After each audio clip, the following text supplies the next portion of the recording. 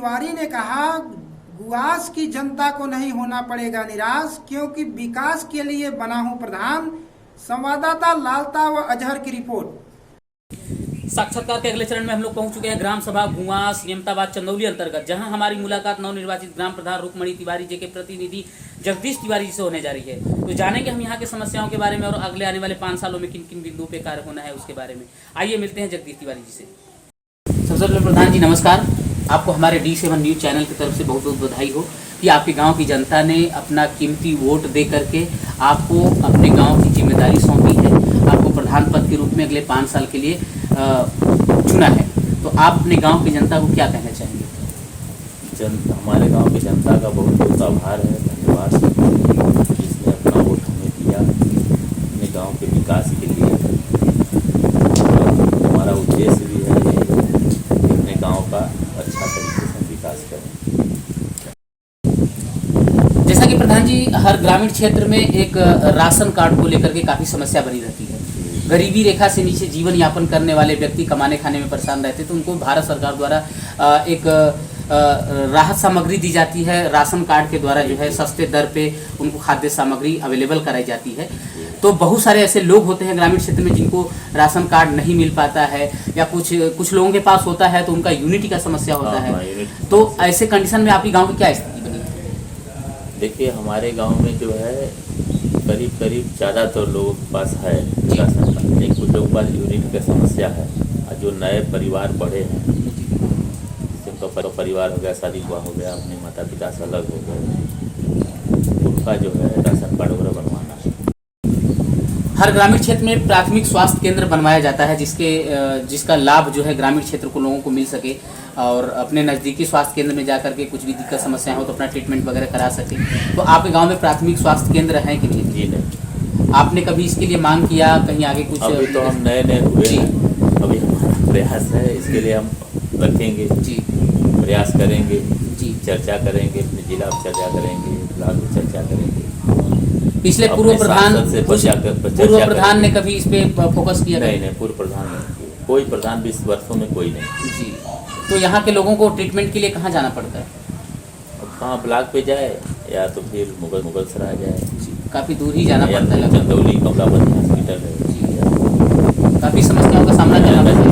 कोई नहीं। हम चाह रहे हैं कि हमारे गाँव में एक छोटा सा मिनी स्वास्थ्य केंद्र हो जी, जिससे गाँव के लोगों की समस्या उनका यही तो हल। स्वच्छ भारत स्वच्छ मिशन के तहत एक योजना चलाई गई थी भारत सरकार द्वारा कि हर ग्रामीण क्षेत्र में हर घर को एक शौचालय हो। सभी लोग अपने शौचालय में शौच करें, बाहर में शौच ना करें। बाहर में गंदगी से जो है वातावरण भी दूषित होता है, लोग बीमार भी पड़ते हैं, काफ़ी परेशानियों का सामना करना पड़ता है। तो ऐसे कंडीशन में आपके गाँव में सभी लोगों के पास शौचालय हो गया, या आज भी कुछ लोग शौचालय से वंचित है, जो आज भी बाहर में खुले में शौच करने को विवश हैं? बहुत से लोग इस शौचालय से वंचित हैं जी, जिनको शौचालय नहीं मिला है। अब जिसके पास शौचालय नहीं है उसकी मजबूरी है कि खुले में जाए चाहे बाहर जाए, जाना तो है। जो पूर्व प्रधान थे सबको दे नहीं पाए, कुछ लोगों को मतलब एक किस्त दिए फिर दोबारा किस्त नहीं दिए, कुछ लोग लेकर बनवाए नहीं जी, ये समस्याएं हैं जी। अभी कितने परसेंटेज लोग हैं इस तरह के जो जिनके पास शौचालय नहीं, वो बाहर भी शौच करते हैं? 20%।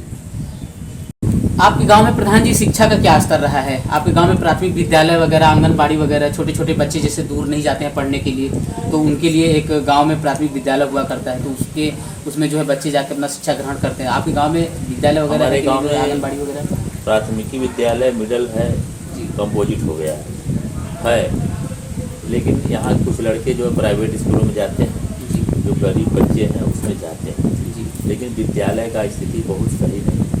जो पहले प्रधान आए मतलब काम नहीं, अध्यापक भी आए तो मतलब वेतन देते हैं, लेकिन उस पर अपना जो है कर्तव्य का पालन से नहीं, ड्यूटी नहीं देते हैं, बच्चों को हैंडल नहीं कर पाते, नहीं करते।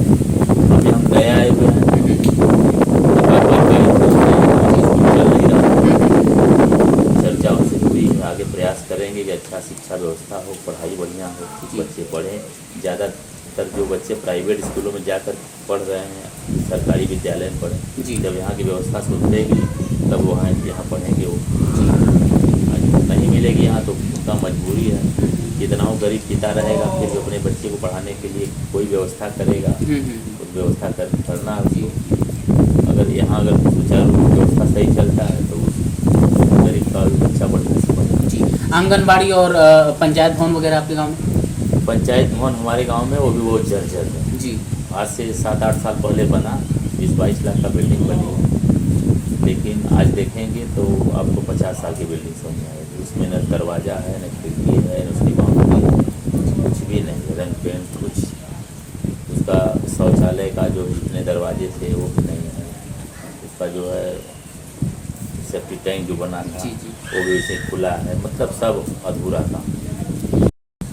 ब्लॉक द्वारा प्रधान जी हर ग्रामीण क्षेत्र को एक वृक्षारोपण का व्यवस्था कराया जाता है। सभी लोग अपने गांव में पौधे ले जाते हैं, लगवाते हैं। पौधे लग तो जाते हैं, 70% हमारे ख्याल से नष्ट भी हो जाते हैं, जिसका देखरेख सही ढंग से नहीं हो पाता है, क्योंकि सरकार पौधे तो देती है लेकिन उसको रोकथाम के लिए उसको कुछ व्यवस्था नहीं देती है, कुछ नहीं देती है, साधन नहीं देती जी। तो उसमें काफ़ी पौधे नष्ट हो जाते हैं, कुछ तो आवारा जानवर गाँव के चर जाते हैं, कुछ पानी की वजह से नष्ट हो जाते हैं, कुछ ऐसे भी खराब हो जाते हैं। तो हमारे ख्याल से 30% ही पौधे बच पाते हैं। आपके गांव में पौधे वगैरह लगा, आपने सजेस्ट किया लोगों को कि पौधे कैसे बचाया जाए, कैसे किया जाए, क्योंकि पौधे हैं तो जीवन है, उसी से ऑक्सीजन मिलना। अभी कोविड-19 में आपने देखा ऑक्सीजन की कमी से न जाने कितने डेथ हुए हमारे भारत में, बहुत सारे लोग चले गए दुनिया छोड़ करके। तो ये बहुत महत्वपूर्ण चीज़ें हैं, तो इस पर आपका क्या फोकस रहा है? देखिए हमारे गांव में वृक्षारोपण के लिए पौधे आए थे, सबको हमने वितरण किया है, सब विद्यालय, पंचायत भवन, कुछ रोड पे पौधा लगवाए। लेकिन जो समस्या बता रहे हैं कि उसकी सुरक्षा के लिए सरकार का कोई योजना नहीं जी, जिससे कि मतलब हम पौधा लगवाते हैं पौधा सुरक्षित रहे जी, उसके लिए गवर्नमेंट खर्चा नहीं करती, सिर्फ पौधा देती है जी। तो जो मिला हमने वितरण किया, उसमें बहुत से लोग अपने खेतों में दरवाजे पर लगवाए जी, और जो रोड के पर लगा वो सब पशु हैं जी। प्रधान होने के नाते आपका दायित्व तो बनता है कि लोगों को सजेस्ट करें कि पौधे को किस तरह से बचाया जाए, उसको कैसे नहीं सब किया गया, उनको जी। समझाया बुझाया गया कि इस तरीके से आप इसका सुरक्षा करिए, इसको इस तरीके से लगाइए, आपके जीवन के लिए उपयोगी है। जी जी जी। लेकिन वो लोग कर भी रहे हैं, कोई उसमें दिक्कत नहीं है। लगा है पौधा हमारे गांव में लगा है, जो रोड पे पौधा लगवाए वो सुरक्षित नहीं है, उसके लिए गवर्नमेंट कोई अलग से व्यवस्था बनाए तो अच्छा है। हर ग्रामीण क्षेत्र में पेंशन द्वारा एक योजना चलाई जाती है कि जो कुछ लोगों को राहत सामग्री, जैसे विधवा पेंशन, दिव्यांग पेंशन, वृद्धा पेंशन, तो इस तरह की व्यवस्थाएं आती रहती है गांव में। हर ग्राम प्रधान थ्रू जो है दिया जाता है उसको सर्वे में करके। तो आपके गांव में ऐसे कितने पात्र लोग हैं जिनको इसकी ज़रूरत है, अभी तक नहीं मिल पाया है, या कितने ऐसे % लोग हैं जिनको मिल पा रहा है? गाँव का माहौल क्या है इसके विषय में? देखिए हमारे गाँव में 60% लोगों का पेंशन है। जी। जो नया देखिए क्रम जो हमेशा चलता रहता है, किसी का बनता है, किसी का समय लेट से होता है जी। तो उसका बनेगा, ये तो आना जाना बनना बिगड़ना सिस्टम है।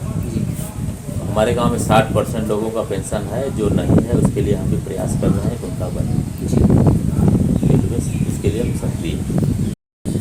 मनरेगा का क्या स्थिति है आपके गांव में प्रधान जी? जैसा कि गरीब तबके के लोगों को काम जो है गांव में ही मिल जाए, मजदूरी वो अपना गांव में ही कर रहे हैं, इसके तहत एक मनरेगा के तहत कुछ काम दिया जाता है, वो भी प्रधान पद के थ्रू होता है। तो आपके गांव में मनरेगा वगैरह का काम लगा, लोग काम कर रहे हैं? अभी तो मान लीजिए बारिश का मौसम स्टार्ट हो गया है, तो अभी तो हमारे ख्याल से बंद ही चल रहा होगा, तो इससे पहले या बाद में कुछ इस तरह का बताइए आप। देखिए हमारे गांव मनरेगा काम बहुत बढ़िया नहीं हो पाया जी। कारण है कि जब हम चुनाव जीते, चुनाव हमारा गठन हुआ, ग्राम सभा ग्राम पंचायत का गठन हुआ, उसके बाद जो है बरसात चालू हो गई, तब से जो है कुछ काम करवाए जी, कुछ लोग काम दिलवाए, कुछ नारियों को बनवाना है, तो रोपाई का समय चल रहा है, लेबर मजूरा वर्ग सारे लोग अपना उसी में गिरस्ती वाले सिस्टम में फंसे हुए हैं जी। इस समय काम नहीं हुआ। आपके गांव में प्रधान जी पेयजल को लेकर क्या व्यवस्था है? आज भी लोग हैंडपंप से पानी निकाल के पी रहे हैं, या कुएं से पी रहे हैं, या जल निगम का कुछ व्यवस्था वगैरह हुआ है, टंकी वगैरह लगा, पाइप वगैरह कुछ बिछा है, ऐसा क्या व्यवस्था है? जबकि हैंडपंप से पानी पीने वाले काफ़ी बारिश के मौसम में जलस्तर बढ़ जाता है तो पानी दूषित हो जाती है, बैक्टीरिया मिलने लगती है उसमें, तो पानी पीने योग्य नहीं रह जाता। कुछ लोग मजबूरन पीते हैं तो बीमार पड़ते हैं, तो इस तरह की जटिल समस्या होती है पेयजल को लेकर के। ये स्वास्थ्य से रिलेटेड है, ये अगर पानी शुद्ध है तो इंसान स्वस्थ है, अगर पानी दूषित है तो फिर हर इंसान वीक हो जाता है। तो ऐसे कंडीशन में आपकी गांव की क्या स्थिति है? देखिए, हमारे गांव में जल जीवन मिशन के तहत जी एक पानी टंकी 2.5 लाख लीटर की बनने जा रही है। इसके लिए जमीन में सब देख ली गई है, सुनिश्चित हो गया है। अभी तक कुछ 10-12 ठो 15 ठो पाइप हमारे गाँव में सरकारी लगी, बहुत पुराने समय जी।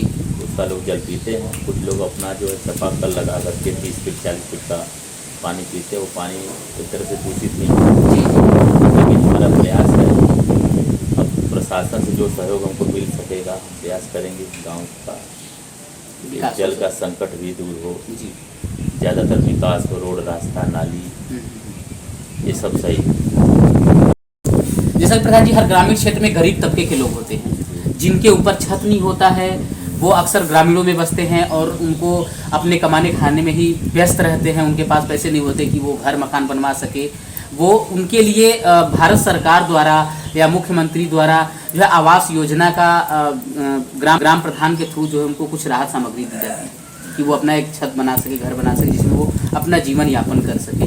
तो आपके गांव में ऐसे कितने परसेंटेज लोग हैं जिनको आवास की ज़रूरत है, जिनके पास घर नहीं है, वो आज भी झुग्गी झोपड़ियों में रहने को भी बस हैं? और अगर पात्र हैं तो वो उनकी सूची वगैरह, लिस्ट वगैरह आपको मिली, कुछ जानकारी वगैरह आया, आप उनको दिलवाएंगे, कैसे क्या करेंगे? देखिए, जिसके पास घर नहीं है उसका जो है जांच करवा रहे हैं जी, उसका इकट्ठा करवा रहे हैं, उसके लिए प्रयास कर रहे हैं, उसको दिलवाएंगे जी। 40% के करीब जो गरीब तबके के लोग जी, उनके पास घर का साधन नहीं है जी, तो झुग्गी झोपड़ी मड़ई किसी तरह अपना जीवन यापन कर रहे हैं। जी। तो प्रयास हमारा यही है कि उनको दिलवाएं, जहाँ तक संभव हो सकेगा प्रयास करेंगे। जैसा कि प्रधान जी, हर गांव की एक समस्या होती है सड़कों को लेकर के, गलियों को लेकर के और नालियों को लेकर के। जैसे नाली जाम हो जाता है तो बारिश के मौसम में पानी ओवरफ्लो करने लगता है, जिसकी वजह से गलियों में पानी बिखरने लगता है, घरों में कुछ बिखरने लगता है। ग्रामीण क्षेत्र के लोगों को आने जाने में काफ़ी समस्याओं का सामना करना पड़ता है। ऐसे स्थिति में आपके गाँव का क्या कंडीशन है? हमारे गांव का कंडीशन करीब तो ठीक है, जो सही नहीं है उसको सही कराया जाएगा। जी। अभी मतलब गांव के चारों तरफ जो गलियां हैं, निकलने का रास्ता है बाहर, वो सभी सुरक्षित हैं? हाँ, करीब 50% ठीक, जी। लेकिन जो नहीं ठीक है उस पर हमारा जो पुरजोर प्रयास रहेगा, बस रहेगा। ये तो सवाल हमने कर लिया प्रधान जी। अब आपके थ्रू जो है, आपके हिसाब से मुख्य बिंदु पे अगर कुछ बोलना चाहें तो बताइए। मुख्य बिंदु यही है कि हमारे गांव का स्कूल अच्छा हो, पंचायत भवन अच्छा हो, जहाँ के लोग अपना जो है बात रख सके, वहाँ सभा हो सके, अधिकारी आकर के बैठ सके, लेकिन यहाँ नहीं है। और उसके लिए हम प्रयास कर रहे हैं। अभी जिसमें विद्यालय साहब से भी चर्चा किए थे, इस पर जो है काम किया जाए। स्कूल में भी तत्काल चोरी हो गई थी, वहाँ सारा अभिलेख गायब हो गया। उसका बाउंड्री जो है मुश्किल से 4-4.5 फीट है, उसको कम से कम 7-8 फीट होना चाहिए, लेकिन पहले कोई प्रदान किया नहीं। अब हम तो 2.5 महीने से हैं, तो प्रयास करेंगे कि व्यवस्था, स्कूल, पंचायत भवन, रोड, रास्ता, यही मेन गांव का यही चीज़ है, इसको होना चाहिए। इस पर हम प्रयास कर रहे हैं। बहुत अच्छा लगा गुआस के ग्राम प्रधान श्री जगदीश तिवारी जी से मिलकर के। तो चलते हैं अगले ग्राम सभा की ओर और जानते हैं वहाँ की समस्याओं के बारे में। तब तक के लिए धन्यवाद।